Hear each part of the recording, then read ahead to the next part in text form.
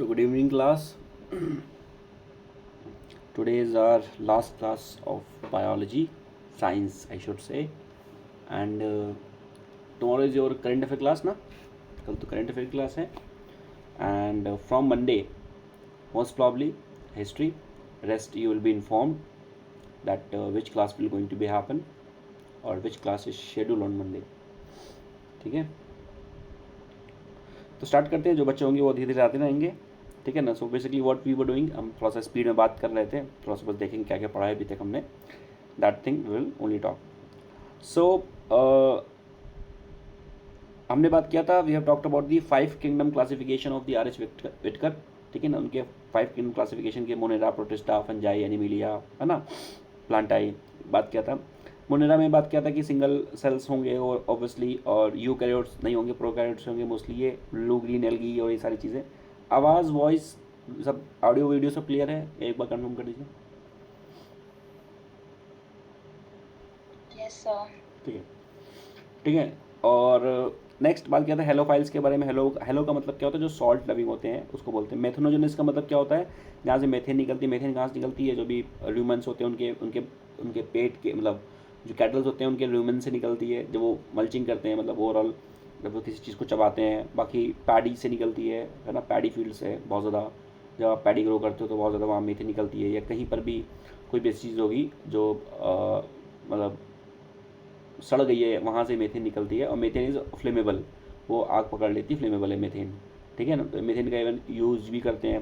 बाकी यूज़ तो जलाने में तो हमने कहा था हाइड्रोजन की क्लीन फ्यूल है, बट अब प्रॉब्लम ये कि हाइड्रोजन वो फ्री स्टेट में नहीं है, ठीक है ना. बहुत ही ज़्यादा वो स्कार्स अमाउंट है उसका ओवरऑल. राइजोबियम के बारे में बात किया था. जैसे मैंने कहा था कि अगर आपको ओवरऑल जो प्लांट्स होते हैं they can not directly sequest the nitrogen, ठीक है ना. So for the nitrogen sequestration what you need some bacteria, ठीक है ना. For example the Rhizobium is one of them, ठीक है. वो क्या करता है, वो उसके नोडल्स में रहता है ओवरऑल लेग्यूमिनस प्लांट के, और वो नाइट्रोजन को सिक्वेस्ट्रेशन करता है. Why nitrogen is needed for the plant? Because it is helpful for the growth of the overall plant, ठीक है. तो ये सारी चीज़ें यहाँ पर होगा, ठीक है. माइकोप्लाज्मा जो होता है वो में सेल वॉल नहीं होती है, स्मॉलेस्ट लिविंग सेल है, ठीक है. और किंगडम प्रोटिस्टा के बारे में बात किया तो कई सारी चीज़ें यहाँ पे, जैसे बात किया कि क्रिस्टोफाइट्स, ये कहाँ पे मैराइन एलिमेंट्स के बारे में मिलेंगे. डिनोफ्लेजिलेट्स जो है ये फोटोसिंथेटिक होते हैं ओवरऑल.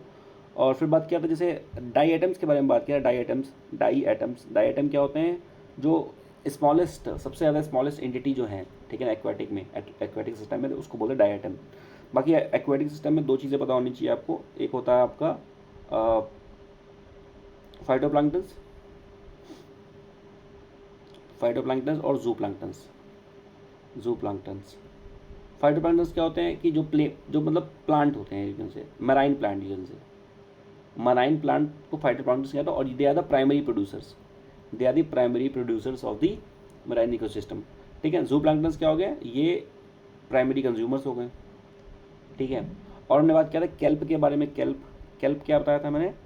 केल्प बताया था मैंने फॉरेस्ट. कौन सा फॉरेस्ट? Marine forest. जो मराइन फॉरेस्ट है उसको हम लोग केल्प बोल रहे हैं, ठीक है. Marine forest we are calling it as the kelp, उसको हम लोग केल्प बोल रहे हैं, ठीक है. और फंजाई में फंगस तो बहुत ज़्यादा इंपॉर्टेंट है. फंगस जो होते हैं वो अपना फूड खुद नहीं प्रोड्यूस कर सकते हैं, यानी कि वो क्या है, वो हेटरोट्रोप्स हैं. ऑटोट्रोप्स मतलब क्या हो गया? ऑटोट्रोप्स मतलब कि they can produce their own food, तो ऑटोट्रोप्स हैं. हेटरोट्रोप्स हो गया. एक होता है हेटरोट्रोप. अच्छा, एक हो गया वन थिंग इज सिम्बायोटिक. हेटरोट्रोप तो पता हो गया, दे can not produce their own food. Fungi कहीं रहते हैं तो मतलब उनको होस्ट चाहिए, ठीक है. सिम्बायोटिक रिलेशनशिप क्या होता है कि मतलब हम तुम पे निर्भर हैं, तुम हम पे निर्भर हो, मतलब we are dependent on each other. That is the symbiotic relationship. जैसे लाइकेन जो है वो अलगाई के साथ सिम्बायोटिक रिलेशनशिप में रहेगा, रूट में रहेगा, ये सारी चीज़ें. लाइकेन अगर हवा में प्रेजेंट है, lichen if the lichen is present in the air, तो इसका मतलब एयर क्लीन है. नहीं प्रेजेंट है तो मतलब क्लीन नहीं है, ठीक है. और ये हो गया हेट्रोट्रॉफ. एक होता है सैप्रोफाइट्स जो होते हैं. एक होता है सैप्रोफाइट, एक होता है डिकम्पोजर्स, डेट्रीवोर्स. सैप्रोफाइट्स क्या होते हैं? सैप्रोफाइट्स विच जो अगर कोई मर गया है, ठीक है ना, कोई ऑर्गेनिज्म में कोई मर गया है, एनिमल मर गया है, तो उस पर जो रहेगा वो होगी, दैट इज द सैप्रोफाइट, डेट्रीवोर्स क्या होते हैं, ये डिके करते हैं उसको, मतलब जो डेड है उसको भी पूरा खा जाएंगे, तो डेट्रीवोर्स हो गए, ऐसे बात कर सकते हो उसके बारे में। ठीक है,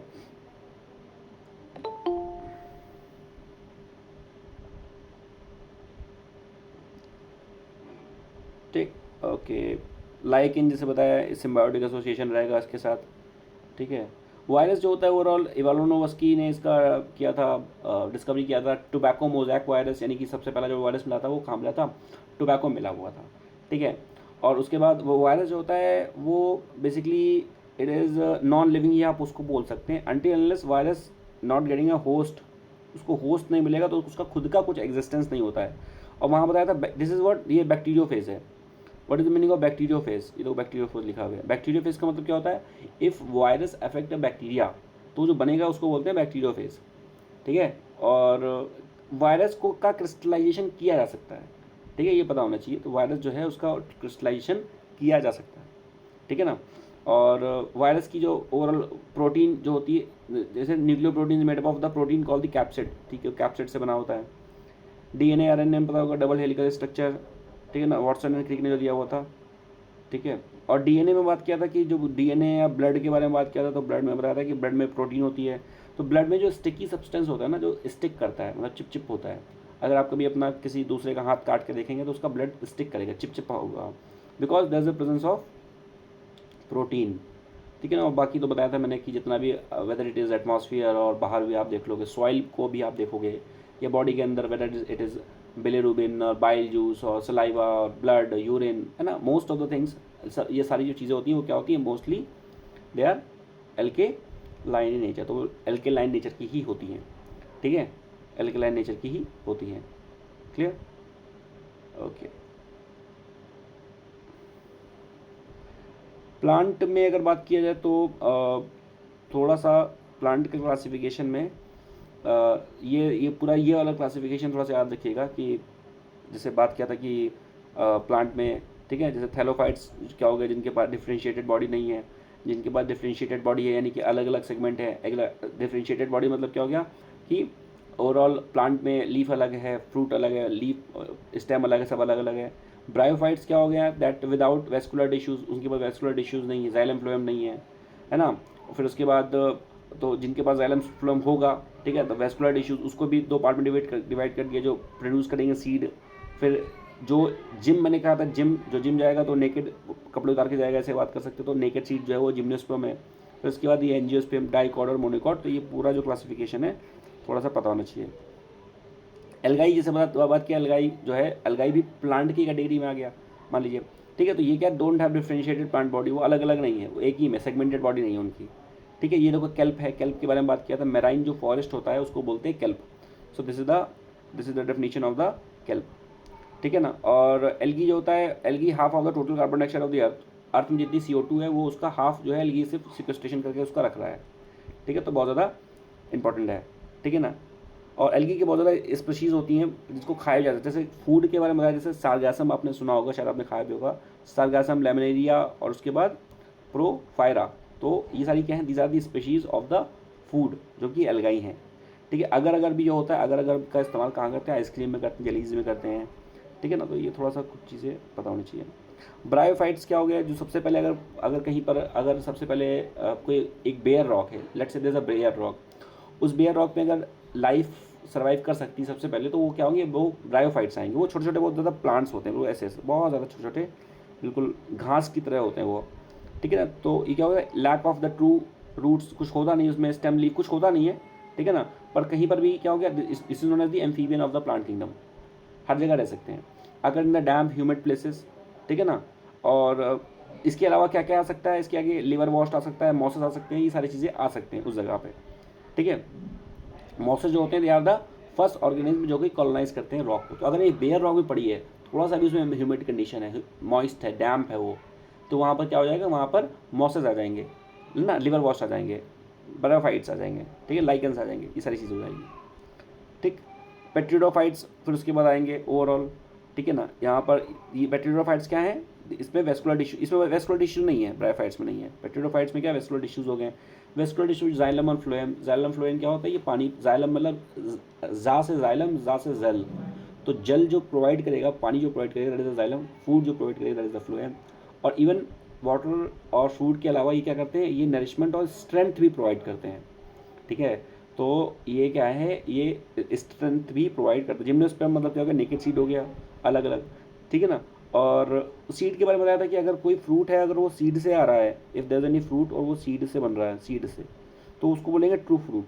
और अगर वो अदर प्लांट से बन रहा है, ठीक है ना, अगर मतलब प्लांट की अदर बॉडी से बन रहा है तो वो ट्रू फ्रूट नहीं है। ठीक है, फिर उसको हम लोग बोलेंगे कि वो कैसे बना है, it is form from the vegetative propagation.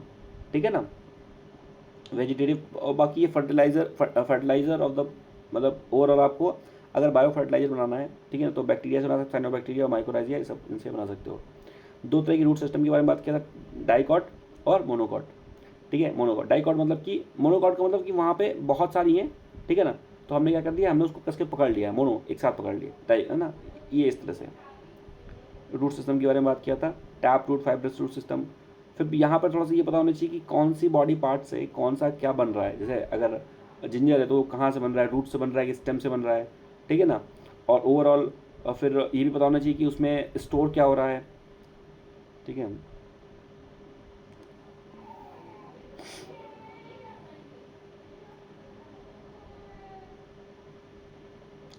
Leaf के बारे में बात किया जाए तो लीफ में ओवरऑल छोटे छोटे जो पोर्स रहते हैं, तो वो क्या हो गए, छोटे छोटे जो पोर्स हैं वो स्टोमेटा हो गए हैं।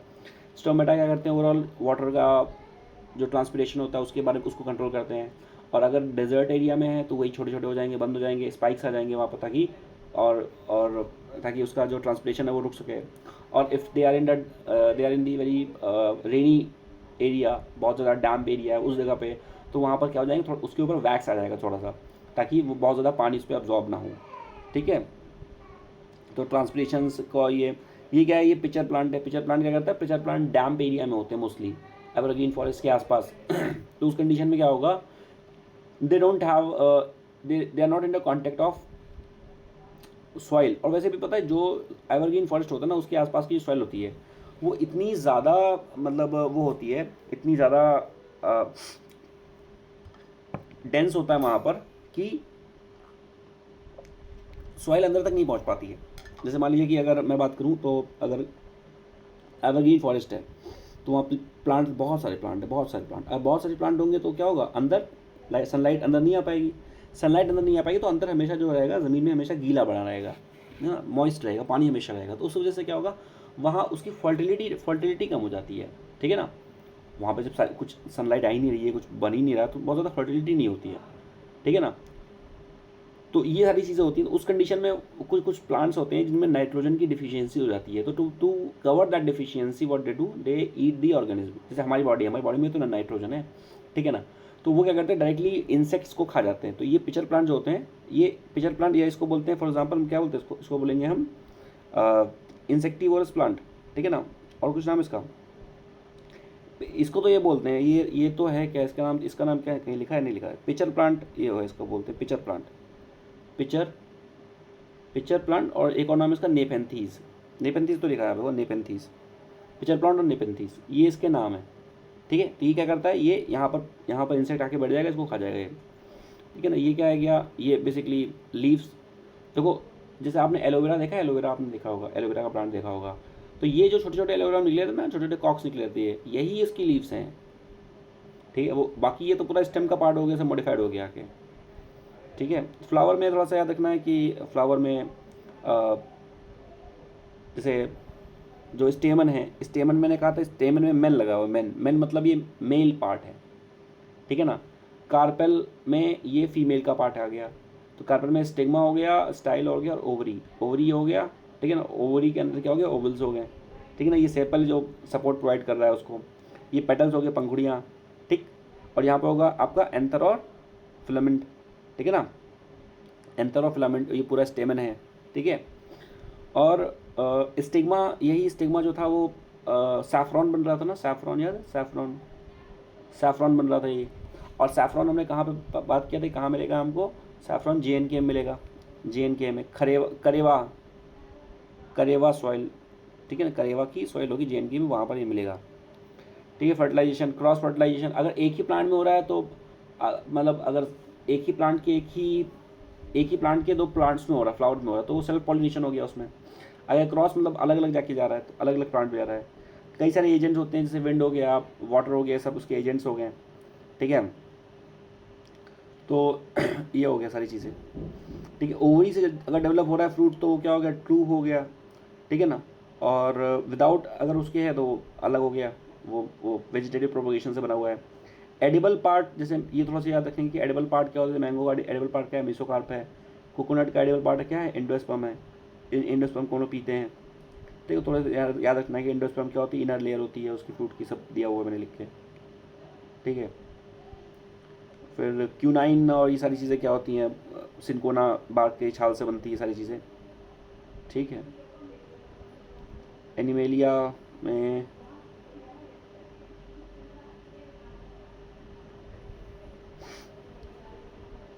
कोरल के बारे में पता होना चाहिए कि जैसे दुनिया का सबसे बड़ा largest living structure which is visible from the sky space also, वो क्या है, largest living continuous structure which is visible from the space, वो क्या है, it is the great barrier reef.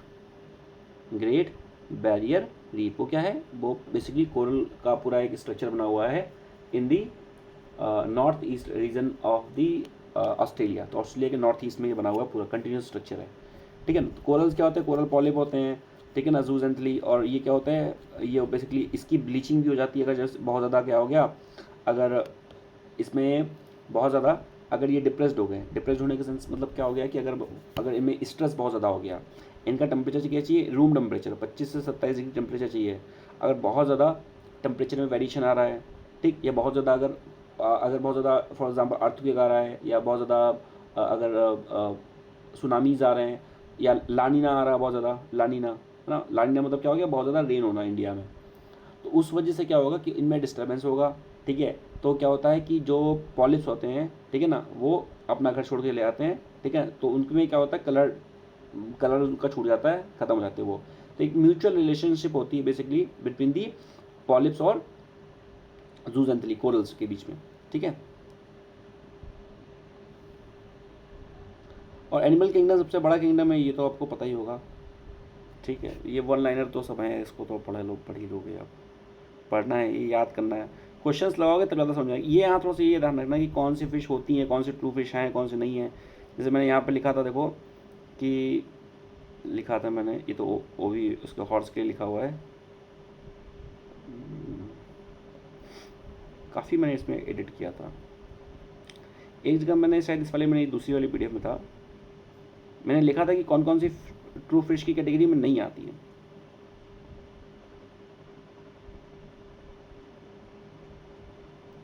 चलो होगा वहीं पे। एम्फीबियन के बारे में पता होगा, जैसे बात की जाए फिश, जैसे सी हॉर्स क्या है, सी हॉर्स एक फ़िश है। फ़िश का कंडीशन क्या है कि अगर ओवरऑल उसके पास गिल्स हैं, उसके पास, ठीक है ना, वेब फीट्स हैं, सारी चीज़ें हैं, तो वो फिश की कैटेगरी में आएगी, ठीक है। और ये क्या हो गया, ये एम्फीबियंस हो गए, है ना। एम्फीबियंस क्या होते हैं, कोल्ड ब्लडेड होते हैं, they can not maintain their body temperature, homeostasis तो मेंटेन नहीं करते हैं। मोस्टली एम्फीबियन में क्या होता है, 3 चैम्बर्ड हार्ट होता है। बट क्रोकोडाइल में क्या होता है, क्रोकोडाइल में 4 चैम्बर्ड हार्ट होता है, ठीक है। दीज आर द रेप्टाइल्स ना, देखो 3 chambered heart but 4 chambered heart in the crocodile. Crocodile में क्या 4 चैम्बर्ड हार्ट है। तो याद रखिए क्रोकोडाइल क्या है, रेप्टाइल है, मैंने शायद कल पूछा था आपसे, क्रोकोडाइल रेप्टाइल है। एवियंस क्या होते हैं, न्यूमेटिक, ये क्या होते हैं, ओवरऑल इनके न्यूमेटिक बोन्स होते हैं। न्यूमेटिक का मतलब क्या हो गया कि उसके जो लंग्स हैं उसमें एयर कैविटी है। क्या है, एयर कैविटी है। एयर कैविटी का मतलब क्या हो गया कि ओवरऑल हल्का वो फील करेंगे, इसको बोलते हैं एयर कैविटी। ओवी पैरस पता है होगा, ओवी पैरस, ओ मतलब क्या होता है, अंडा। ओवी पैरस जो अंडे देते हैं, और विवी पैरस जो बच्चा देता है। जो ह्यूमंस हैं वो विवी पैरस हैं, और ह्यूमंस को मैमल बोलते हैं। मैमल मतलब कोई भी चीज़, कोई भी एंटिटी जिसके पास मेमोरी ग्लैंड होगी। मेमोरी ग्लैंड क्या होते हैं, मिल्क सिक्रीशन की ग्लैंड जो होती है उसको मेमोरी ग्लैंड बोलते हैं। तो वो अगर किसी के पास मेमोरी ग्लैंड है तो वो मैमल हो गया, ठीक है। जैसे अगर बात किया जाए कि कैटल्स की, कैटल के पास मेमोरी ग्लैंड है तो वो भी मैमल की कैटेगरी में आ गया।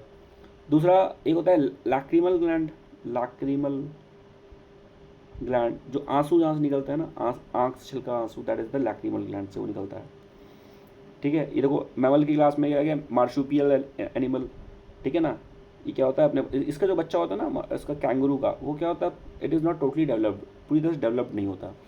तो उस कंडीशन में उसको थोड़ा सा बाहर जब उसको पाउच में रखते हैं ताकि वो थोड़ा सा उसको नर्चरिंग और की जा सके। जैसे अगर बात करते हैं एग के बारे में, तो एग जो होता है वो निकलता है जब चिकन से, तो क्या होता है पूरी तरह से डेवलप नहीं होता, तो उस कंडीशन में थोड़ा सा उसको हैचिंग करना पड़ता है, तब वो डेवलप होता है। ठीक है,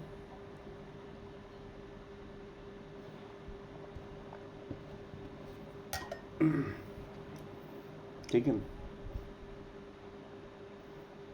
ज़ेरोफाइटिक प्लांट, जो प्लांट ओबियसली से जो डेजर्ट एरिया में रह रहे हैं तो उनको प्लांट को ज़ेरो। हेलोफाइटिक प्लांट जो सॉल्ट टॉलरेंट हैं, बात कर चुके हैं इसके बारे में। ट्रू फिश, ये तो को लिखा तो है यहाँ पे। कौन कौन से ट्रू फिश हैं? फ्लाइंग फिश ट्रू फिश है, cat fish, pipe fish, paddle fish, gold fish, globe fish, dog fish and sea horse. ये नाम याद रखिएगा। These all are the true fishes. ये सब क्या हैं? These all are the true fishes. ठीक है, सारी की सारी क्या है? ट्रू फिशेज हैं। ठीक है, नाम याद रखिएगा। ठीक है, इसीलिए सारे नाम एक ही जगह पे हैं। Flying fish, cat fish, pipe fish, paddle fish, gold fish, globe fish, dog fish. ठीक, अच्छा इसको याद करने का कोई तरीका है क्या? जैसे कोई ऐसे तो याद कर ही सकते हो। जैसे मैं अगर कहूँ कि सी हॉर्स तो याद ही हो गया, ठीक है, ये तो याद ही हो गया। फिर ध्यान से देखोगे ना तो मतलब ओ मतलब वैसे एक लॉजिक है। ओ इनमें सब में ओ आ रहा है, गोल्ड में, ग्लोब में, डॉग में। ठीक है, और दूसरा चाहो तो देख लो कि ए भी आ रहा है, ए भी आ रहा है, कुछ भी समझ लो मतलब। और ध्यान रख लो कि फ्लाइंग याद रख लो बस खाली। Flying, flying FLYING, flying fish. ये याद रख लो कि फ्लाइंग फिश जो होता है वो फिश है। अगर ये याद रख लिया फ्लाइंग फिश है, तो यहाँ से याद रख लेंगे आप क्या, कि अगर फ्लाइंग फिश है तो यहाँ पर फ्लाइंग में तो याद आ गया, और फ्लाइंग में क्या आता है? आई भी आता है। मतलब कुछ भी समझ सकते हो, मतलब ऐसे बता रहा हूँ। ठीक है, तो फ्लाइंग में आई आ गया, तो यहाँ पे पाइप में आई आ गया। और फ्लाई करोगे कैसे? पाइप से जाओगे ना, कुछ पाइप से जाओगे ऐसे कुछ भी करके। तो कहने का मतलब क्या है कि हम देखो, मुझे अभी तक क्या याद हुआ? मुझे अभी तक याद हुआ कि सी हॉर्स क्या है? सी हॉर्स एक फ़िश है। ठीक, अब मैं ऊपर नहीं देख रहा हूँ, मैं ऐसे याद कर रहा हूँ। सी हॉर्स एक फ़िश है। उसके बाद फ्लाइंग एक फ़िश है। ठीक, और फ्लाइंग किया कैसे? हमने पाइप में गए थे, तो पाइप भी फ़िश है। उसके बाद कहीं पर भी ओ आ जाएगा तो वो फिश हो जाएगा मेरे लिए, ए आ जाएगा तो वो फिश हो जाएगा। जैसे गोल्ड फिश है वो फिश हो जाएगा, ग्लोबल कोई फिश थी शायद, वो फिश हो जाएगी, और ए से कुछ होगा तो वो फिश हो जाएगा, देख लो। तो पैडल फिश है ना, और gold fish, global fish, dog fish. कुछ याद कर सकते हैं ऐसे। थोड़ा ठीक लग रहा है कि नहीं लग रहा है? ठीक है। डुगोंग के बारे में पता होना चाहिए। डुगोंग क्या है? डुगोंग वल्नरेबल है। सी काऊ बोलते हैं इसको। क्या बोलते हैं? सी काऊ। सी काऊ हर्बीवोरस होती है। ठीक है, ये वन लाइनर तो मैं अभी एक्सप्लेन नहीं करूँगा।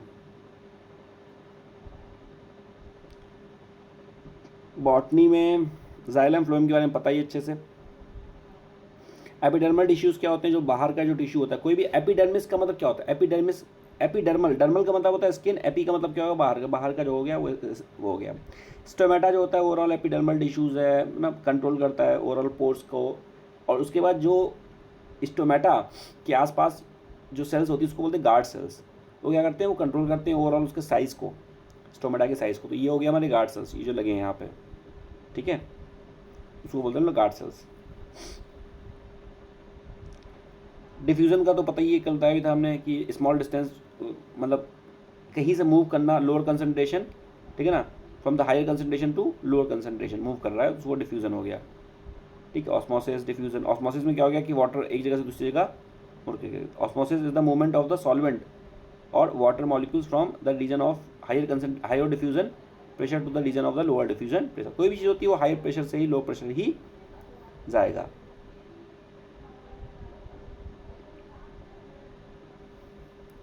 Bio remediation, what is the meaning of bio remediation? अच्छा, हाइड्रोपोनिक्स क्या होता है? कि हम सॉइल का इस्तेमाल नहीं कर रहे हैं, व्हाट यू यूजिंग, हम यूज़ कर रहे हैं इसका पानी का इस्तेमाल कर रहे हैं। पानी के इस्तेमाल से, है ना, soil less culture of the plant, soil less culture of the plant. ठीक है, बायो रेमिडिएशन मतलब हम कुछ ऐसा कुछ डाल दें, कोई ऐसा माइक्रो ऑर्गेनिज्म डाल दें जो क्या करें, कोई बैक्टीरिया ऐसा या फंजाई ऐसा हो, ठीक है, जो अगर पेट्रोल कहीं पर लीकेज हो गया है पानी में तो उसको जाके खा जाए। ठीक है ना, उसको बारे में बोलते हैं। और मैक्रोन्यूट्रिएंट, मैक्रो मतलब present in the plant in larger amount. इसी से याद रखो essential non essential. Essential elements हमारी बॉडी में कौन से हैं? जो एसेंशियल का मतलब हो गया एसेंशियल, ठीक, यानी कि बॉडी बना लेती है उसको। नॉन एसेंशियल मतलब बॉडी नहीं बना पाती। सही बोला मैंने? एसेंशियल्स मतलब बॉडी बना लेती है उनको। हाँ सही, एम आई राइट और नॉट?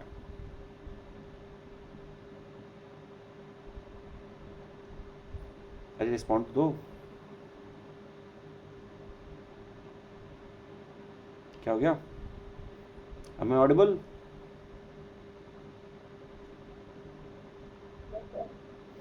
इसका रिस्पॉन्स आ रहा है, ठीक है।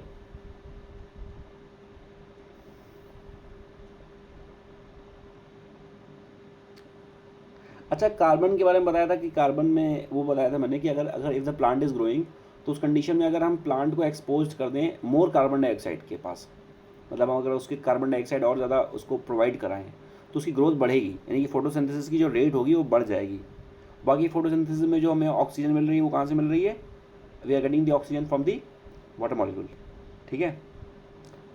और ये नाइट्रोजन का पूरा साइकिल जो होना चाहिए, बहुत कॉम्प्लेक्स साइकिल होता है नाइट्रोजन का, ठीक है। तो ओवरऑल नाइट्रोजन को जो पता होना चाहिए। एटमॉस्फेयर से क्या है, अगर कोई बायोलॉजिकल नाइट्रोजन फिक्सेशन कोई बैक्टीरिया कर रहा है, या इंडस्ट्रीज़ के थ्रू हो रही है, या इलेक्ट्रिकल प्रोसेस के थ्रू हो रही है, ठीक है ना, या डीनाइट्रीफाइंग बैक्टीरिया है, तो ये पहले अमोनिया बनाएगा, फिर उसके बाद नाइट्रस ऑक्साइड, फिर उसके बाद नाइट्रेट, ठीक है ना। तो ये नाइट्राइट और नाइट्रेट में इसको कन्वर्ट करेगा, ठीक है ना।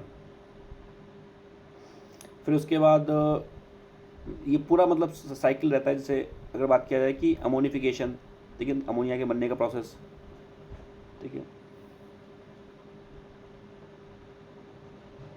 इसमें जो बैक्टीरिया जो है उसका नाम याद रखिएगा। जैसे अगर बात की जाए नाइट्रोबैक्टर, तो ये अगर है nitrite is further oxidise to the nitrate with the help of the bacteria. ये मतलब इसको होता है नाइट्रिफिकेशन। ये प्रोसेस क्या हो गई? नाइट्रिफिकेशन, ठीक है।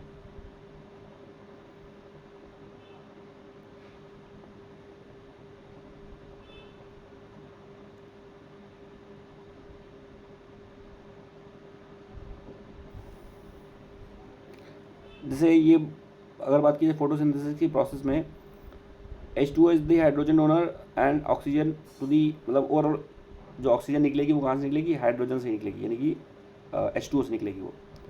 ATP क्या होता है? एडेनोसिन ट्राइफॉस्फेट, जो भी इसको बोलते हैं energy currency of the cell. कहीं लिखा है? नहीं लिखा है। ATP क्या बोलते हैं? ATP बोलते हैं एडिनोसिन ट्राइफॉस्फेट, ठीक है। इसको बोलते हैं energy currency of the cell, ठीक है, energy currency of the cell. Chloroplast क्या होता है? कोई भी जो सेल होती है उसमें जो ग्रीन कलर का जो भी पार्ट होता है, कोई भी ग्रीन कलर का जो पार्ट होगा, दैट इज़ द क्लोरोप्लास्ट। कुछ भी हो ग्रीन कलर, चाहे वो लीफ में हो, स्टेम में हो, कहीं पर भी हो, वो हमारा क्लोरोप्लास्ट होता है, ठीक है। और एक C3 और C4 प्लांट बताया था ना, C3 और C4 प्लांट। C4 प्लांट क्या था? वो रात में क्या कर रहा था? रात में C4 प्लांट जो था वो रात में भी ऑक्सीजन दे रहा था, ठीक है, याद है? C3 C4 प्लांट, हाँ, ये C4 प्लांट पाथवे, इसके बारे में बात किया था। देखो लिखा है C3 प्लांट क्या होता है? Photo respiration happen. Photo respiration क्या होता है? Plant involve Uptake of the oxygen, retake of the CO2, ठीक है, in the presence of the light. It is the wasteful process, consume the energy and release the CO2। तो ये चीज़ होती है किसमें? C3 प्लांट में, ठीक। पर C4 प्लांट में नहीं होती है। तो ये थोड़ा सा पता होनी चाहिए बात, थोड़ी सी। ब्रीदिंग और रेस्पिरेशन के बीच में डिफरेंस। ब्रीदिंग क्या थी? ब्रीदिंग एक फिजिकल प्रोसेस थी, रेस्पिरेशन एक केमिकल प्रोसेस है। मतलब प्रोसेस वो एक ही हो रही है, inhaling and exhaling of the air, but what we are doing, we are naming it as the breathing and the respiration. So breathing is something we are looking at the physical aspect of the overall process, और respiration में हम chemical aspect को देख रहे हैं, ठीक है ना। और जब हमारा बहुत ज़्यादा लैक्टिक एसिड बन जाता है, लैक्टिक एसिड बनता है जब हम बहुत ज़्यादा एक्सरसाइज करते हैं, ठीक है, when you do heavy exercise, उस टाइम पे आपका लैक्टिक एसिड आपकी बॉडी में बनता है और आपको पेन स्टार्ट होना शुरू हो जाता है। क्योंकि वो क्या होता है, वो एनारोबिक प्रोसेस होती है और आपको ऑक्सीजन इनफ नहीं मिल रही थी, इसलिए लैक्टिक एसिड का फॉर्मेशन वहाँ पर होता है। ठीक है, ये थोड़ा ध्यान रखिएगा कि एटीपी को बोलते हैं energy currency of the cell, जो मैंने बताया अभी। ठीक, क्लोरोप्लास्ट क्या हो गया, kitchen of the cell. Mitochondria is known as the power of the cell. और याद रखिएगा माइटोकॉन्ड्रिया में डीएनए होता है, और 3 पैरेंट बेबी जब हम माइटोकॉन्ड्रिया को ट्रांसफर कर रहे थे मदर के वूम में, ठीक है, तो वो क्या होगा, 3 पैरेंट बेबी बन रहा था। और एक था बताया था यूजेनिक्स। यूजेनिक्स यूजेनिक्स यूजेनिक्स क्या होता है, यूजेनिक्स का मतलब होता है कि डिज़ाइनर बेबी, याद है डिज़ाइनर बेबी। आप लोग सो तो नहीं गए, चल रहे हो ना, डिज़ाइनर बेबी। ठीक है, ग्लाइकोलिसिस क्या होता है, ग्लूकोज की जो फॉर्मेशन की प्रोसेस होती है, ठीक है ना, तो उसको बोलते हैं ग्लाइकोलिसिस। वो एरोबिक और एनारोबिक दोनों से बन सकता है। ग्लाइकोलिसिस, ग्लूकोज हमें ज़रूरत होती है एनर्जी, इंस्टेंट एनर्जी के लिए ग्लूकोज चाहिए होता है, ठीक है ना।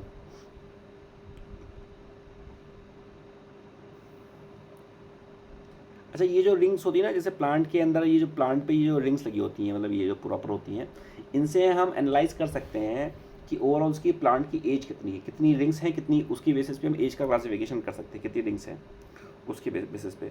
ग्रोथ रिंग्स बोलते हैं इनको, ठीक है, ग्रोथ रिंग्स बोलते हैं। ये क्या है, वाटर हाइना, ठीक है ना, water water high high ends, ठीक है ना। टेरर ऑफ बंगाल मतलब क्या होता है, this is the invasive species. देखने में बहुत अच्छा लग रहा है पर ये इन्वेसिव स्पीशीज़ है। ये पूरा ओवरऑल ऑक्सीजन को सक कर लेता है, तो ऊपर अंदर की जो भी फिशेस हैं, जो भी एनिमल्स है, सारा कुछ मर जाता है। शुगर केन के बारे में बात किया था, इससे शक्कर बनती है। और वहाँ पर बात किया था, कल बात किया था ना, कि जो जो टेम्परेट रीजन्स होते हैं वहाँ पर हम बीट रूट से बनाते हैं। और वहाँ पर हमने क्या बताया था कि हमने चारकोल का इस्तेमाल वहाँ पर कर रहे थे वाइट करने के लिए शुगर को, याद है। हाँ, ग्राफ्टिंग क्या होता है, जब दो प्लांट को एक दूसरे में जोड़ दिया हमने और उसके बाद नया प्लांट बना दिया, तो उसको बोलते हैं ग्राफ्टिंग। वेजिटेटिव प्रोपोगेशन वही वाला कि किसी भी प्लांट का किसी भी एक पार्ट से कुछ भी निकल रहा है, उसको हम खा रहे हैं, उससे उसका यूज़ करें, that is the vegetative propagation. बाकी उससे निकल रहा है तो वो सेक्सुअल रिप्रोडक्शन, तो ठीक है, प्लांट में जो हो रहा है वो एक इंडिविजुअल के लिए, किसके लिए, जाइगोट पॉपुलेट, ठीक है। बाकी ये नील कुरिंजी फ्लावर, जो नीलगिरी मैंने आपको पढ़ाया था, मैपिंग पढ़ाया था, नीलगिरी हिल्स, ठीक है, नीलगिरी बायोस्फीयर रिजर्व पढ़ाया था वहाँ पे, ठीक है, Nilgiri biosphere reserve, Wayanad tiger reserve और Mysore tiger reserve, Mysore elephant reserve, Wayanad elephant reserve. तो नील कुरिंजी फ्लावर क्या होता है, 12 साल में एक बार निकल रहा है, नीले कलर का हो रहा है और पर्पल कलर का, इसलिए उसको नील कुरिंजी बोलते हैं। मेंस्ट्रुअल साइकिल यू नो, बाकी सारी चीज़ें तो ठीक है, ओके। हैप्लॉइड मतलब क्या हो गया, एक सेट ऑफ क्रोमोसोम्स है, इस पर दो सेट ऑफ क्रोमोसोम्स है। क्रोमोसोम्स जो होते हैं, जैसे मान लीजिए कि if this is male and female, ठीक है, तो फीमेल में देखो टोटल तो 23 पेयर ऑफ क्रोमोसोम्स होते हैं एक बच्चे के अंदर, ठीक है। तो ये बेबी है, उसके अंदर 23 पेयर ऑफ क्रोमोसोम। 22 जो होते हैं वो क्या होते हैं, ऑटो 22 जो होते हैं वो होते हैं ऑटोसोम्स, क्या बोलते हैं उसको, एक मिनट, 22 जो होते हैं known as the 22 are autosomes, शायद ऐसा कुछ नाम होता है उसका। और जो एक होता है that is known as the sex chromosomes, ठीक। तो ये जो एक होता है ये डिसाइड करता है कि वो फीमेल बनेगी मेल बनेगा। मेल बनने के लिए you need 1 X and Y, और फीमेल बनने के लिए X and X, तो ये याद रखिएगा, ठीक है, फीमेल के लिए X and X। और total 23 pair of chromosomes, 23 pair of chromosome. तो क्रोमोसोम्स हो कितने हैं टोटल, 46 पेयर है ना। टोटल 22 जो होते हैं वो होते हैं ऑटोसोम्स होते हैं ना, ऑटोसोम्स, हाँ इसे। और 1 होता है सेक्स क्रोमोसोम, ये डिटरमाइन करता है कि लड़का होगा कि लड़की, ठीक है। फिर उसके बाद सबसे पहले गैमेटोजेनेसिस होता है, गैमेट का फॉर्मेशन होता है ओवरऑल। और जो स्पर्म होता है वो प्रॉपर बॉडी में, फीमेल बॉडी में नियर अबाउट 72 आवर्स तक रह सकता है, ठीक। इसलिए बोलते नहीं है, for example if you heard about the contraceptive pills, so they said कि you need to take it within 72 hours. 72 hours तक वो बॉडी के अंदर रह सकता है, ये पता होना चाहिए। ठीक है। फिर उसके बाद गैमीट का फॉर्मेशन होगा, ठीक है, गैमीट का फॉर्मेशन होगा, फिर उसके बाद फर्टिलाइजेशन, फिर उसके बाद एम्ब्रियो बनेगा, पहले जाइगोट फिर एम्ब्रियो बनेगा, ये प्रोसेस पूरा पता होना चाहिए, ठीक है। और देर आई टोल्ड यू कि जो इंडिया में मैटर्निटी लीव कितनी मिलती है, 9 महीने की मैटर्निटी लीव मिलती है फीमेल को। 6 महीने की शायद क्या मतलब, हाँ 6 महीने की इंसान मतलब मेल को मिलती है, 6 महीने की। इसको देख लेना एक बार, पर ये तो कन्फर्म है 9 महीने की मैटर्निटी लीव मिलती है। और इंडिया में अगर किसी को अबॉर्शन कराना है ना तो 20-20 वीक्स तक करा सकते हो नॉर्मल कंडीशन में। But if there's some special case or Supreme Court or High Court or respective court has given some special permission, in that case they can go up to 24 weeks. Let's say for example there's some rape survivor or there's some abnormal activity, कुछ मतलब the baby is abnormal और कुछ हो गया आपको बाद में पता चला, उस टाइम नहीं पता चला, in that condition can move up to 24 weeks. But in this case you need written consent, ठीक है। पॉलिनेशन तो बात कर चुके हैं इसके बारे में।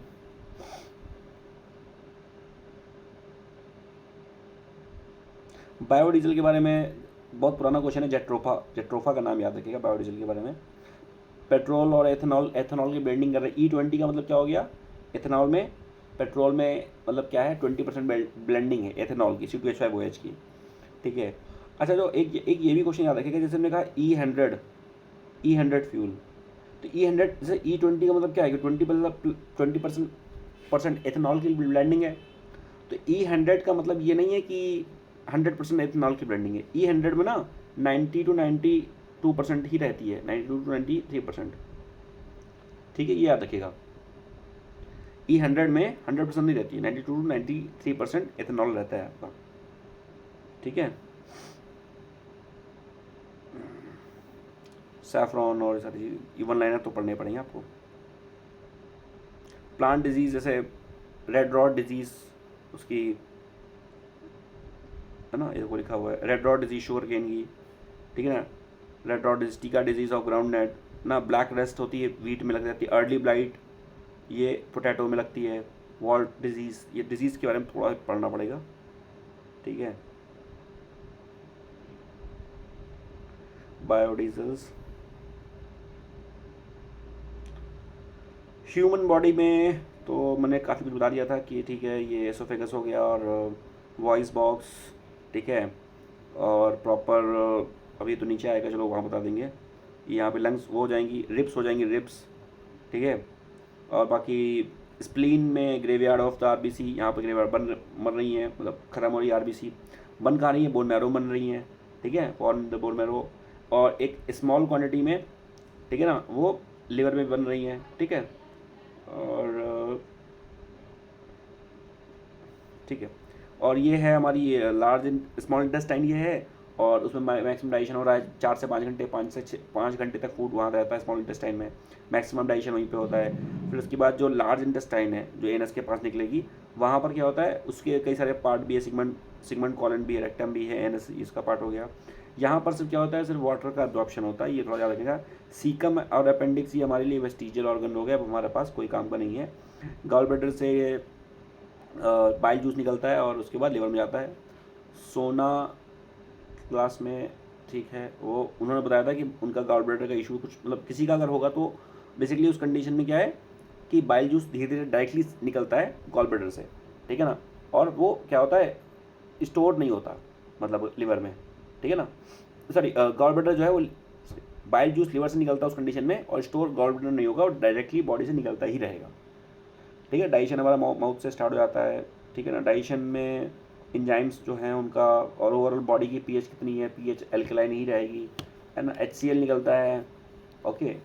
और ऑक्जेंटिक सेल्स जो होता है वहाँ से ही HCl निकलता है, ये है ऑक्जेंटिक सेल। एक बताया था ऑक्सीटोसिन हार्मोन, नाम मिलता है ना हार्मोन, ये ऑक्सीटोसिन हार्मोन कौन सा है, वो हार्मोन जो मिल्क प्रोडक्शन बढ़ा रहा है, milk production, whether it is kettles और ह्यूमंस, किसमें भी मिल्क प्रोडक्शन बढ़ाने के लिए ऑक्सीटोसिन हार्मोन रिस्पॉन्सिबल है, ठीक है। ठीक है। Digestive glands overall, liver is the largest gland of the body, ठीक है, और लिवर हेपेटिक उसको बोलते हैं, हेपेटिक, ठीक है, लिवर का मतलब hepatic, hepatitis A B C, ये सारी चीज़ें वहाँ से जो हैं। बाइल जूस जो हो गया सिक्रीट होगा यहाँ से और गॉलब्लैडर में स्टोर होगा, ठीक है। और लिवर क्या हो गया, liver has the maximum regenerative capacity, liver की क्या मैक्सिमम रीजनरेटिव कैपेसिटी है उसके पास, ठीक है। पैनक्रियाज जो हो गया वो मिक्स ग्लैंड हो गया, क्योंकि वहाँ से जो ग्लैंड जो जूस निकल रहा है वो सबको क्या कर रहा है, डाइजेस्ट कर रहा है, कार्बोहाइड्रेट प्रोटीन फैट सब डाइजेस्ट कर रहा है, इसलिए उसको मिक्स ग्लैंड बोलते हैं। और ये सेकेंड लार्जेस्ट ग्लैंड है। और ये ध्यान रखिएगा कि ग्लूकागॉन से, दैट इज़ द ग्लूकागॉन से अल्फा, इंसुलिन से बीटा और गामा से सोमेटोस्टेटिन, ये तीन चीज़ें का नाम है। एक्सोक्राइन एंडोक्राइन ग्लैंड क्या होती हैं, डक्टलेस हैं डक्टलेस नहीं है, ठीक है। डाइजेशन ऑफ फूड किस फॉर्म में होता है ना। और अगर हमारे बॉडी में एक्सेस ग्लूकोज आ गया तो हम उसको हमारी जो बॉडी है उसको ग्लाइकोजन में कन्वर्ट कर देती है। तो ग्लाइकोजन क्या हो गया, ग्लाइकोजन हमारी स्टोर्ड एनर्जी हो गई, ठीक है, ग्लाइकोजन स्टोर्ड एनर्जी हो गई। और हमारी बॉडी जो है ये पेट में जो विली होती है वहाँ के आसपास क्या होता है, इनर लाइनिंग है, म्यूकस निकलता रहता है ताकि ऑक्जेंटिक सेल सिक्रीट HCl तो ठीक है, म्यूकस निकलता रहता है ताकि HCl जो है उसको नॉर्मल करते रहे।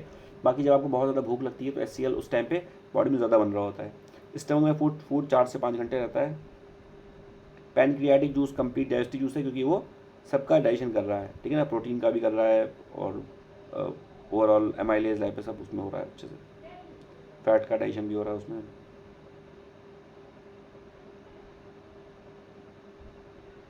ये थोड़ा याद रखिएगा, एडिपोज टिश्यूज़ क्या होते हैं, जो फैट वाले टिश्यूज़ होते हैं उसको एडिपोज टिश्यूज़ बोलते हैं। लिपिड का मतलब भी फैट होता है, ब्लबर का मतलब भी फैट होता है।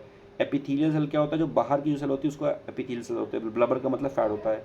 ये फिश और वेल के कॉन्टेक्स्ट में मैंने बताया था। विटामिन और न्यूट्रिएंट्स वो यहाँ पे याद रखना, ADE के, ठीक है ना, वो किस काम में आ रहे थे वो थोड़ा सा याद रखना। ADE के किस काम में आ रहे थे, कहाँ गया इसका, ये वाला ए क्या था, वो रेटिनॉल नाइट ब्लाइंडनेस, ठीक है, रेटिनॉल नाइट ब्लाइंडनेस, तो वो क्या हो गया विटामिन A रेटिनॉल, उसका नाम याद रखना साइंटिफिक नेम, ठीक है। उसके बाद बी का काम क्या है, सी जो खट्टी चीज़ें उसमें सी मिल रहा है खट्टी चीज़ों में, ठीक है, कैल्सीफेरॉल। फिर उसके बाद टोकोफोलॉल, फाइलोक्विनोल, डी मतलब हो गया vitamin D. Vitamin D sunshine vitamin हमारी बॉडी में जो जब सनरेज पड़ती है तो इसका फॉर्मेशन होता है, यानी कि हमारी बॉडी में विटामिन डी पहले से प्रेजेंट है, बट प्रॉब्लम क्या है कि जब सनरेज पड़ेगी तभी फॉर्म होगा, ठीक है। फिर विटामिन ई क्या, ब्यूटी विटामिन था, बहुत बड़ा अच्छा था, इसको लगाओगे तो खूबसूरत हो जाओगे। एंटी स्टेराइल भी था विटामिन ई, यानी स्टेरिलिटी किसी की नपुंसकता यानी कि प्रोडक्टिविटी किसी का रिप्रोडक्शन का कुछ इशू है तो वो भी इशू सॉल्व करेगा। प्लस विटामिन के जो था वो कोगुलेशन का था, एंटी कोगुलेंट के लिए था। अच्छा, एंटी कोगुलेंट के लिए बताया था मैंने हेपरिन और फिब्रिनोजन, है ना। फिब्रिनोजन बॉडी के बाहर और हेपरिन बॉडी के अंदर। हेपरिन ब्लड को क्लॉट नहीं होने देता बॉडी के अंदर, और फिब्रिनोजन जो है वो ऑक्सीजन के कांटेक्ट में आके वो एक नेट की टाइप का स्ट्रक्चर बनाता है, तो बॉडी के बाहर जो होता है वो ब्लड क्लॉट हो जाता है। और एल्यूमिनियम उसका एलम का भी इस्तेमाल करते हैं for the clotting of the blood, ठीक है ना। और फंक्शनल यूनिट ऑफ किडनी ये नेफ्रॉन है, ये याद रखिएगा थोड़ा सा। और ये लंग्स का काम क्या है, लंग्स में जो भी ऑक्सीजन आ रही है यही ऑक्सीजन जो होती है वो ब्लड में जाती है। ब्लड जो होता है 1 मिनट के अंदर पूरी बॉडी का, हार्ट जो होता है पूरी बॉडी का ब्लड जो होता है वो 5 लीटर 7.5 लीटर 6 लीटर जितना भी है पूरा, वो पूरा जो होता है वो एक बार में कर देता है। और वहाँ पे बात किया था आर्टरीज और वेन्स के बारे में। आर्टरीज क्या थी, जो ब्लड जो था वो हार्ट से अदर पार्ट ऑफ बॉडी में जा रही थी, ठीक है, वो बहुत स्पीड में जाएंगी ब्लड, उसका प्रेशर हाई होगा बहुत ज़्यादा और मोटी भी होंगी। और जो वेन्स होंगी वो अदर पार्ट से बॉडी से हार्ट की तरफ जाएंगी, ठीक है, तो वो क्या होगा, डीऑक्सीनेटेड ब्लड होगा। ऑक्सीनेटेड क्या होगा, हाई हार्ट वाला जो हार्ट से other part of body, that is the oxygenated. वापस जो जा रहा है वो डीऑक्सीनेटेड है, और वो उस कंडीशन में वो पतली भी होंगी, वेन्स पतली होंगी, ठीक है ना। और उसके बाद वेन्स पतली होंगी और उसमें क्या होगा, उसमें आपके वॉल्व्स लगे होंगे वेन्स में, ताकि जो ब्लड जब अगेंस्ट द ग्रेविटी जा रहा है ना हार्ट की तरफ तो वो वापस ना आ जाए। रीनल आर्टरी के बारे में बताया था, रीनल आर्टरी कहाँ ब्लड पहुँचा रही थी, रीनल आर्टरी कौन बताएगा, रीनल आर्टरी बताओ। और पल्मोनरी, हाँ किडनी, ठीक है। और पल्मोनरी आर्टरी के बारे में बात किया था। पल्मोनरी आर्टरी क्या थी कि जो पल्मोनरी आर्टरी का मतलब उल्टा काम करेगी। पल्मोनरी आर्टरी मतलब वो खराब ब्लड, मतलब इम्प्योर ब्लड, और पल्मोनरी वेन मतलब प्योर ब्लड, इस तरह से उसमें रहेगा। कार्बन मोनोऑक्साइड के बारे में बात किया था कि इसकी 300 200 टाइम्स तो 250 टाइम्स मोर कैपेसिटी है या 200 टाइम मोर कैपेसिटी है to mix with the oxygen, to mix with the blood. Sickle cell anaemia में बात किया था कि सिकल सेल एनीमिया, तो हीमोग्लोबिन जो होता है, हीमोग्लोबिन क्या होता है, हीमोग्लोबिन की कैपेसिटी पे डिपेंड, हीमोग्लोबिन डिपेंड करता है या आपकी जो ऑक्सीजन कैरिंग कैपेसिटी होती है, कौन ऑक्सीजन को लेके जाता है बॉडी से एक पार्ट से दूसरे पार्ट पे। ब्लड लेके जाता है, ब्लड में भी क्या लेके जाता है, that is the haemoglobin. But अगर आपको सिकल सेल एनीमिया हो गया ना, उस कंडीशन में उसकी जो शेप होगा, तो ये this is the normal shape of the RBC, उसका हीमोग्लोबिन, ठीक है ना। तो ये क्या होगा, ये आरबीसी का जो शेप होगा वो चेंज हो जाएगा, ये ऐसे ना हो कि ऐसे हो जाएगा, सिकल सेल में हो जाएगा, ठीक है। तो ये थोड़ा सा पता होना चाहिए। सेल के बारे में बात किया था, आरबीसी है ना, इरेथ्रोसाइट्स, ल्यूकोसाइट, थ्रोम्बोसाइट, प्लेटलेट्स बोलते हैं। आरबीसी कितनी होती हैं, करीबन 5 to 5.5 मिलियन, ठीक है। मिलियन मतलब 10⁶, ठीक है, पर क्यूबिक मिलीमीटर। और ये कितनी होगी, डब्ल्यूबीसी जो होती हैं वो ल्यूकोसाइट्स बोलते हैं इसको, है ना, बॉडी की नेचुरल इम्यूनिटी के लिए काम करती हैं। लेकिन कभी कभी क्या, ये बहुत ज़्यादा अगर काम करने लगे तो कैंसरस सेल का ये फॉर्म ले लेंगी, ठीक है। डब्ल्यूबीसी ये 6 से 8 हज़ार हो गए, प्लेटलेट्स हो गई फिर उसके बाद, ठीक है। और ब्लड क्या है, फ्लूइड कनेक्टिव टिश्यूज़ होती हैं, क्योंकि एक बॉडी को दूसरी बॉडी से कनेक्ट करता है, तो टिश्यू है। तो पहले क्या था, पहले सेल था, सेल से क्या बना, टिश्यू बना, टिश्यू से क्या बना, ऑर्गन बना, ऑर्गन से पूरा ऑर्गन सिस्टम बन गया। तो ब्लड क्या है, फ्लूइड कनेक्टिव टिश्यू है, एक पार्ट को दूसरे बॉडी से, पार्ट की बॉडी से जुड़ रहा है। और दूसरा जो ब्लड रहेगा 5 लीटर रहेगा, अल्कलाइन नेचर जो भी है, 5 से 6 लीटर ब्लड है, और बाकी जो बॉडी में सारा कुछ क्या है, अल्कलाइन ही है। मैंने बात किया था मोस्टली जो चीज़ें होती है वो अल्कलाइन ही होती हैं बॉडी में, ठीक है। मल्टीपोटेंट सेल या स्टेम सेल के बारे में बात किया था, स्टेम सेल या मल्टीपोटेंट सेल, ठीक है ना, वो लगभग उसका मतलब सब सेम ही है। एक ऐसी सेल, स्टेम सेल का मतलब एक ऐसी सेल जिससे पूरा एक नया ऑर्गन बन सकता है, उसको हम स्टेम सेल बोल सकते हैं, ठीक है ना। तो मल्टीपोटेंट सेल जो है ना, मल्टीपोटेंट सेल ना, मल्टी मतलब मैनी, पोटेंट मतलब पोटेंशियल उसके पास सेल, यानी एक सेल के पास पोटेंशियल है कि then it can become a multi cell, so it is a what, it is a stem cell. तो multipotent cell it is a stem cell, ठीक है। ब्लड ग्रुप जैसे ओ है, यूनिवर्सल डोनर, ये थोड़ा सा याद रखना है ना। यूनिवर्सल एक्सेप्टर कौन है, थोड़ा सा, कोagulation ऑफ ब्लड तो लिखा वो बात किया था ना। फिब्रिनोजन क्या होता है, found the conversion of inactive plasma, मैंने फिब्रिनोजन क्या करता है, ब्लड क्लॉट करता है, ठीक है, ब्लड क्लॉट करता है। Calcium ion play active role in the clotting of the blood. उसके अलावा विटामिन के का बारे में बात किया था क्लॉटिंग के लिए, क्लॉटिंग के ऐसे याद रखना था, ठीक है। हमारे पास क्या है, हमारे पास कितने चैम्बर हार्ट है, 4 चैम्बर हार्ट है, 2 चैम्बर हार्ट है। Fishes have 2 chamber hearts. Humans के पास क्या है, 4 चैम्बर हार्ट है, ठीक है ना, 2 एल्ट्रियम और वेंट्रियम, है ना, वेंट्रिकल, ठीक। और even crocodile has 4 chamber heart, ठीक है। एम्फीबियन में कितना है, 3 चैम्बर। फिश में 2 हैं, 2 चैम्बर। एम्फीबियन में 3 है, और मैमल्स में 4 हैं, 4 चैम्बर हार्ट है। पर क्रोकोडाइल बीइंग रेक्टाइल उसके पास भी 4 है।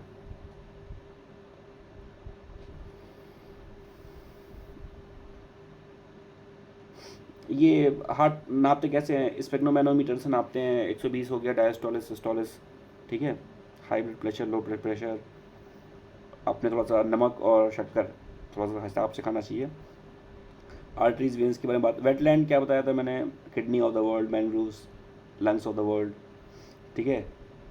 और एलम का काम बताया था, कोगुलेशन में काम आ रहा है एलम। एक्सक्रीशन में मैंने बताया था कि जो भी किडनी जो होती है, टॉक्सिक जो चीज़ है उसको लेस टॉक्सिक में कन्वर्ट कर देती है। रेस्ट, अमोनिया जो होता है मोस्ट टॉक्सिक होता है। और जो डेजर्ट एरिया में, ज़ेरोफाइटिक एरिया में जो रह रहा है प्लांट या एनिमल, जो भी प्लांट एनिमल के बारे में बात करेंगे, इन दैट केस वो अपना ये यूरिन जो होगा या अपना जो भी एक्सक्रीटा होगा उसको बिल्कुल सॉलिड फॉर्म में निकालेगा, ताकि कुछ भी पानी का वेस्ट ना हो, ठीक है। और यूरिन जो होता है येलो कलर का होता है because of the presence of the urochrome. और हमें कोशिश करनी चाहिए कि हम अपने यूरिन की जो भी कलर है वो लाइट टोन में रखें। रीनल आर्टरी जो होता है carry the blood to the kidney तक ये ब्लड लेके जाएगी, ठीक है ना।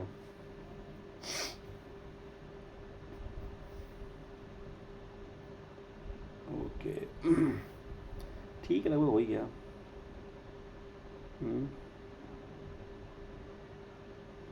ये थोड़ा सा याद रखना कि हाँ, एडिपोज टिश्यू तो पता है, फेस में कितनी मसल्स है, ये कितनी मसल्स है, 2 1 2 3 डेंटल फार्मूला 2123 अपॉन इंटू 2, ठीक है।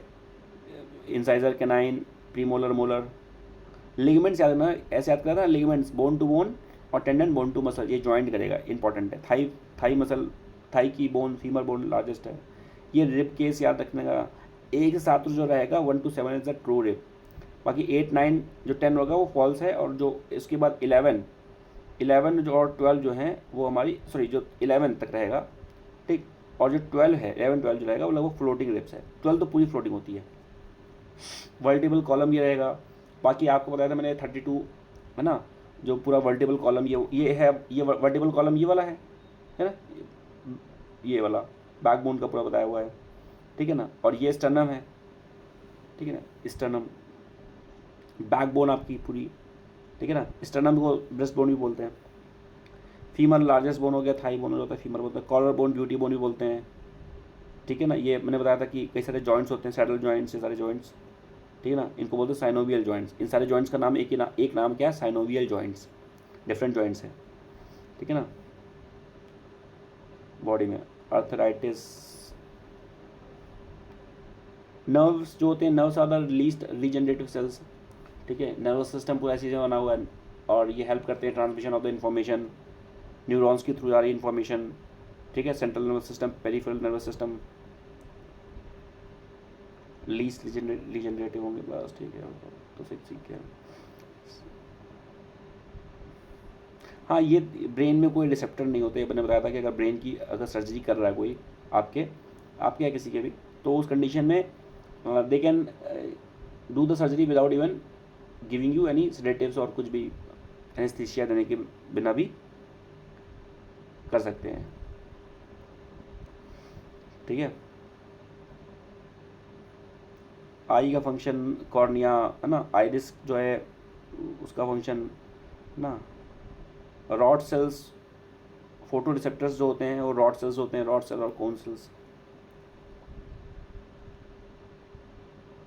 कान में सबसे छोटी जो होती है बोन, उसको कहते हैं स्टेपीज बोलते हैं। ये क्या है, कार्टिलेज है, this is all the cartilage, ठीक है ना। और अंदर क्या होता है, ईयर ड्रम्स होते हैं,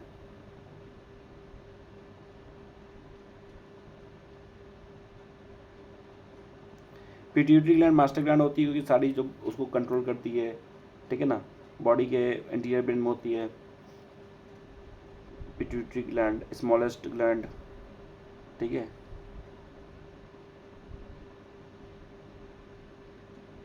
ऑक्सीटोसिन के बारे में लिखा हुआ है ना, मिल्क सिक्रीशन और सारी चीज़ें। पीनियल ग्लैंड जो होता है स्मॉलेस्ट इंडोक्राइन ग्लैंड है, इसको बायोलॉजिकल क्लॉक भी बोलते हैं, ठीक है। सब ये एक हार्मोन का सिक्रीशन करती है, इसका नाम है मेलेटोनिन। मेलेटोनिन क्या होता है कि आपको कितने में सोना है, कितने में जगना है, सारा कुछ मेलेटोनिन काम करता है। जैसे आप रात के 10 बजे हैं तो आपकी बॉडी जो है मेलेटोनिन का सिक्रीशन कर देगी, ठीक है, कि भाई सोने का टाइम हो गया है, इस तरह से। आयोडीन, थायराइड, गोइटर, ये सारी चीज़ें, ठीक है, बस करते हैं। ह्यूमन रिप्रोडक्टिव सिस्टम तो ठीक है, पढ़ा दिया इसके बारे में, बस हो गया, बाकी पढ़ लेना। डिजीज़ है बाकी नीचे, ठीक है, ख़त्म, ओके। पूरा भगा के ख़त्म कर दिया बस ऐसे ही। थोड़ा बहुत समझ आया होगा आपको, थोड़ा बहुत आया कि नहीं आया, थोड़ा बहुत भी।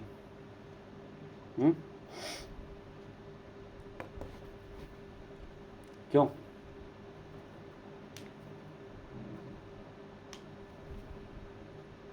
ये बता दो दीजिए।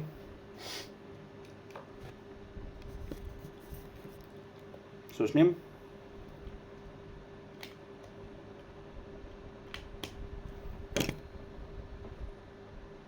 क्या हुआ, आवाज़ नहीं जा रही क्या?